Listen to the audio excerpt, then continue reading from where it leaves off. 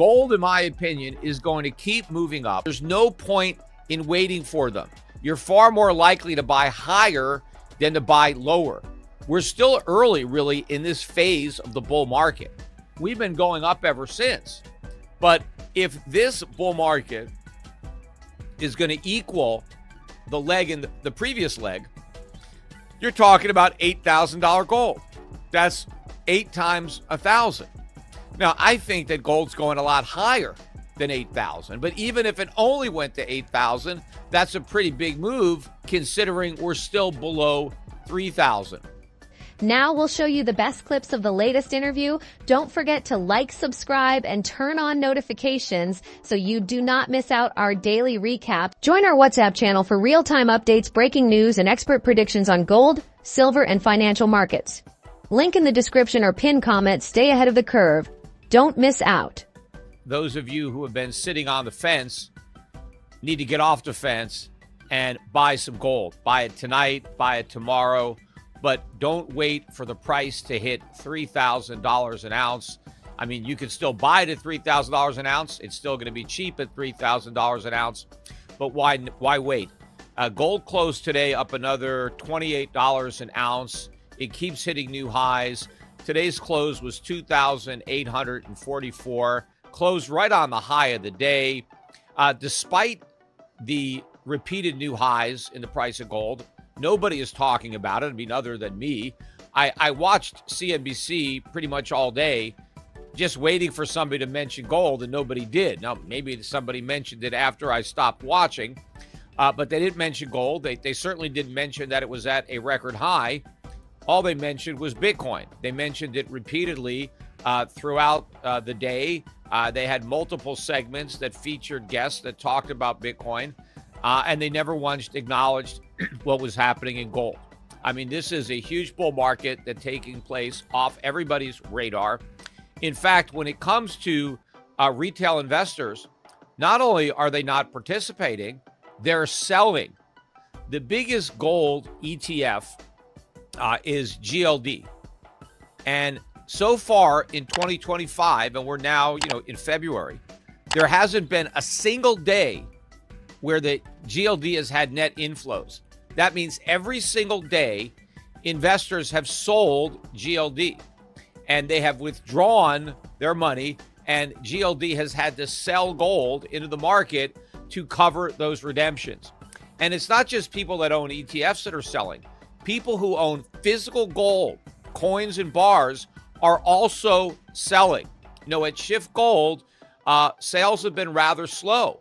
What's helping to support business are redemptions. Customers who bought gold from us in the past, or maybe they bought it from someplace else, are calling up Schiff Gold and selling their gold. Now, we're not encouraging people to do this.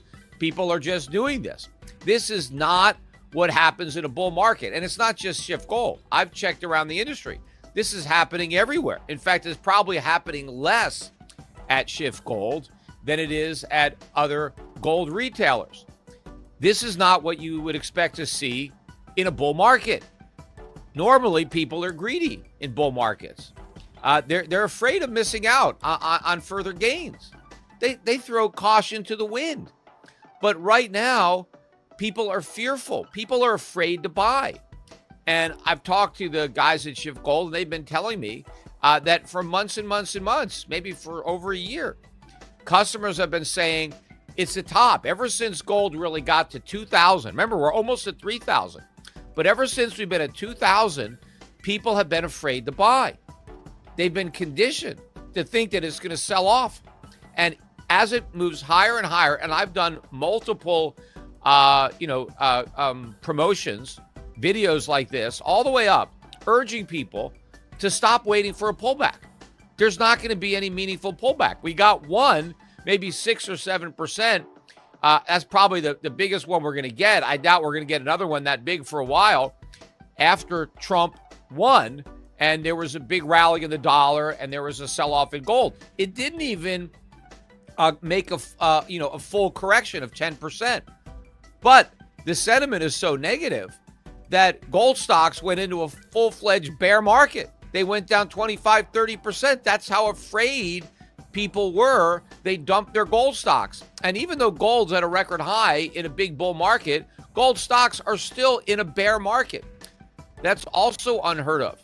You have such negative sentiment. Normally, gold stocks lead the metal because people who are optimistic on gold really want to load up on gold stocks because they're leveraged to the price of gold. Gold stocks have been moving up, but gold has been dragging gold stocks higher. They haven't been leading the way. They've been lagging far behind.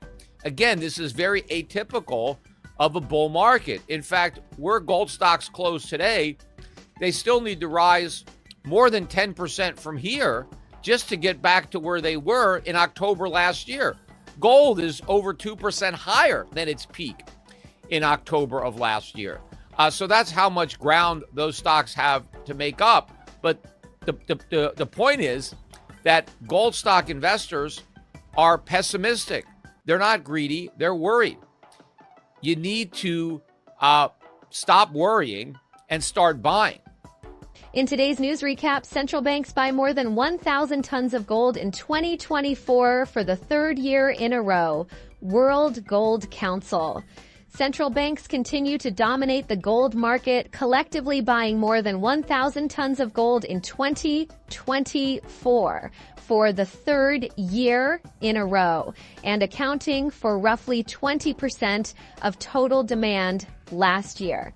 In its annual and fourth quarter gold demand trends report published Wednesday, the World Gold Council said that total physical gold demand rose to 4,974 tons for the year, a record high. The report noted that record demand helped drive gold prices to consecutive all-time highs. Quoting price data from the London Bullion Market Association, the average gold price in the fourth quarter rose to a record high of $2,663 an ounce.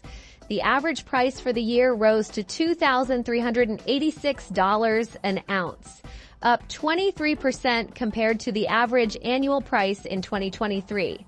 The combination of record gold prices and volumes produced a Q4 value of $111 billion. This took 2024 over the line to reach the highest ever annual value of $382 billion, the report said. Along with central bank demand, the report said that investment demand for the yellow metal hit a 4-year high as over-the-counter demand outweighed relatively neutral demand for gold-backed exchange-traded funds. 2024 marked the first year since 2020 in which holdings were essentially unchanged, in contrast to the heavy outflows of the prior 3 years, the analyst said in the report. We have a near record low when it comes to premiums on coins, small denomination coins, because the central banks aren't buying 1 ounce gold coins. They're buying huge bars. And the same thing with these, the big investors. The small investors are selling their gold coins.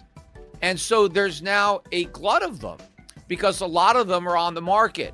So the premiums are as low as I've ever seen them, which again is extremely unique. I've never seen this in all the years that we've had Schiff Gold, because normally when gold is made a new high, and this happened during the pandemic when gold shot up, everybody was excited, everybody wanted to buy. We were running out of gold. People had to wait a long time for delivery. The premiums really shot up because everybody wanted to buy. Well, now everybody is selling. So the premiums are very low. So it's a great time. Even though the price of gold itself has gone up, the premiums have gone down, so that you catch a break. Now, that's not going to last. When the public wakes up from this slumber and realizes what's going on in the gold market, they're going to stop buying, right? The fence sitters are going to, take the plunge, and you're going to see a big increase in demand for coins, and the premiums are going to soar. But before they do, you can buy them now. If you want to do one better, buy some silver. Now, silver was up big today too, but it's only $32 and change. In fact, it closed at $32.12. As I've been saying, 30 is the floor. $30 silver is like $2,000 gold. I've been saying that, for the past year. Now, gold is almost $3,000. So $2,000 is in the distant rearview mirror. Soon $30 for silver will look just as far back. So 32, you're getting in about as close to the bottom as you're going to get. And the reason that gold's making new record highs and silver isn't is because silver is the poor man's gold. The central banks aren't buying silver. It's too bulky. They can't store it. The big buyers, they don't want silver. They need gold.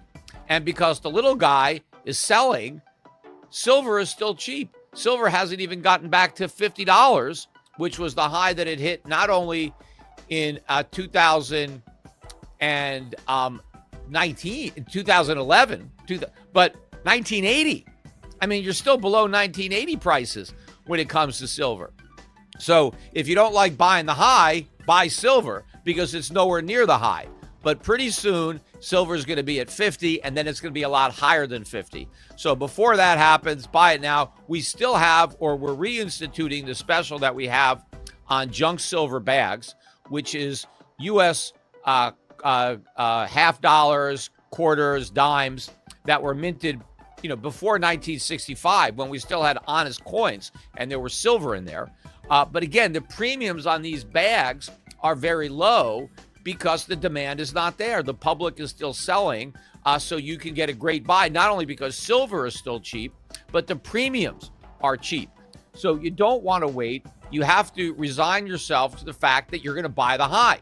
And if you want to buy more gold, which, I would advise over time, you better get used to buying the high because that's what you're going to do. And the longer you wait to buy the high, the higher the high that you're going to buy. Now, eventually, right, you're going to have a change of heart. The public is going to wake up and start participating.